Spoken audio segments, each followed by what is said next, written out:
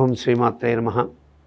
జై హిందూ ప్రేక్షకులకి అమ్మవారి యొక్క పరిపూర్ణ ఆశీస్సులు లభించి మీరందరూ ఆయురారోగ్య ఐశ్వర్యాలతో తొలతోగాలని మనస్ఫూర్తిగా కోరుకుంటూ, కన్యారాశిలో ఉత్తరా నక్షత్రం 2, 3, 4 పాదాల వారికి ఈ వారం భార్యాభర్తల మధ్య చిన్న చిన్న విషయాల్లో ఆకస్మికమైనటువంటి కలహాలు వచ్చేదానికి ఆస్కారం ఎక్కువగా ఉంటుంది.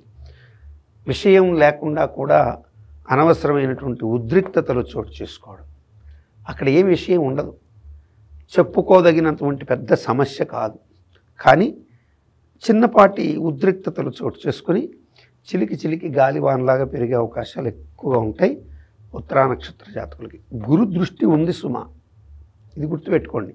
ఇక్కడ గురు దృష్టి ఉంది, కానీ ఆ గురువు స్థానంలో కుజుడు ఉండి రాహుతో కలిసి బుధుడితో కలిసి ఆ బుధుడు రాహు గురువుని ఒక వ్యూని కూడా డామినేట్ చేసే స్థాయిలో ఉన్నాయి. అందుకని ఉద్రిక్తతలని ఇప్పుడు మనం చూసినట్టయితే, మనం ఒక ఫ్లడ్ వస్తుందనుకోండి, వెంటనే ఆ ఫ్లడ్ కొంచెం రిలీజ్ అవ్వడానికి కోసం గేట్లు ఎత్తడానికి, ఈ గేట్లు ఎప్పుడో కొంచెం డ్యామ్ గేట్లు ఏంటంటే కొంచెం వాటర్ వస్తుందని ముందు తెలిసినప్పుడు దానికి సరిగ్గా గ్రీజ్ వేసి అన్నీ ఎత్తి కరెక్ట్గా పెట్టుకుంటే ఇమీడియట్గా సులభంగా వెళ్ళిపోతాయి. ఒక లాంగ్ స్టాండింగ్ తర్వాత గురువు మారుతున్నటువంటి ఈ టైంలో ఈ ముందు జాగ్రత్త చర్యలు తీసుకోనటువంటి ఉత్తరా నక్షత్రం వాళ్ళు, అంటే గతంలో జరిగినటువంటివన్నీ దృష్టిలో పెట్టుకుని గురువు మారితే మనకి ఏదో శుభం కాబోతుంది కాబట్టి ఇప్పుడు మనం జాగ్రత్తగా ఉందామని ఆ రోజు నుంచి ప్రికాషన్స్ తీసుకున్నటువంటి వాళ్ళకి ఆ గేట్లు సులువుగా లేస్తే శుభంగా వెళ్ళిపోతుంటాయి.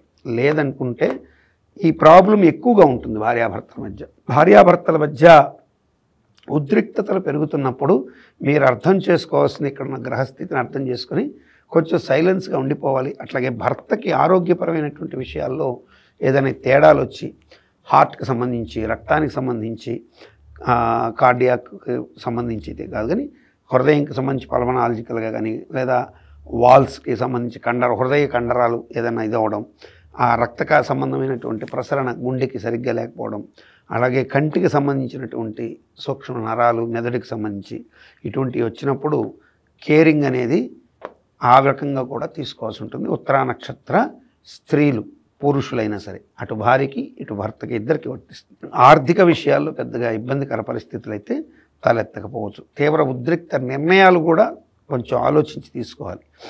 ఇక హస్తా నక్షత్ర జాతకులకైతే ఈ వారం సుఖంగా వెళ్ళిపోతుందండి.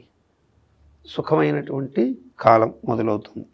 ఆర్థికపరమైనటువంటి విషయాల్లో, అట్లాగే కుటుంబపరమైన విషయాల్లో, వివాహపరమైన విషయాల్లో యోగవంతమైన కాలానికి ఒక స్టెప్ ముందుకెళ్ళే అవకాశాలు ఎక్కువగా ఉంటాయి.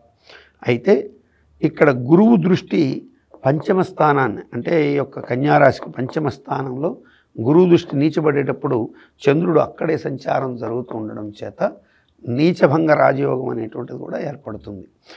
నీచభంగత్వం ఎలా ఏర్పడుతుంది అంటే, చంద్రుడు ఆటోమేటిక్గా తన స్వక్షేత్రాన్ని చూస్తున్నాడు, గురువు చేత ప్రభావితమయ్యి చూస్తుంటాడు కాబట్టి తన క్షేత్రాన్ని, అది గురువుకు ఉచ్చ కాబట్టి స్వల్పంగా తెలియకుండానే నీచభంగ రాజయోగం అనేది ఏర్పడుతుంది. అలా ఏర్పడడం వల్ల ఏం జరుగుతుంది అంటే, త్రుటిలో పెను ఇబ్బందుల నుంచి బయటపడడానికి ఆస్కారం. అందుకే హ్యాపీగా వెళ్ళిపోతుందని చెప్తున్న హస్త నక్షత్ర జాతకులకి లైఫ్ హ్యాపీగా లైఫ్ లీడ్ అయిపోతుంది.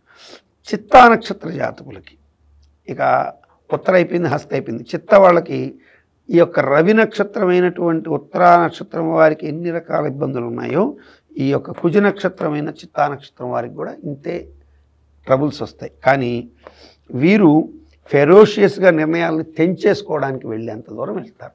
ఉత్తర వాళ్ళు కొంచెం ఆలోచిస్తూ వెనక ముందు పడుతుంటారు, కానీ చిత్తా వాళ్ళు ఏంటంటే రెండో పాదం వాళ్ళు పూర్తిగా టిట్ ఫర్ టాట్, చెప్పు దెబ్బ అన్నట్టుగా విడిపోదాం, నీకు నాకేముంది అనేంత దూరం వైవాహిక సంబంధాలు తెగిపోయే ప్రమాదం ఉంటుంది.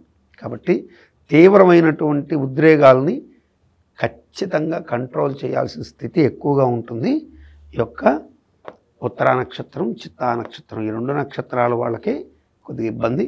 మధ్యలో హస్త స్మూత్గా వెళ్ళిపోతుంది.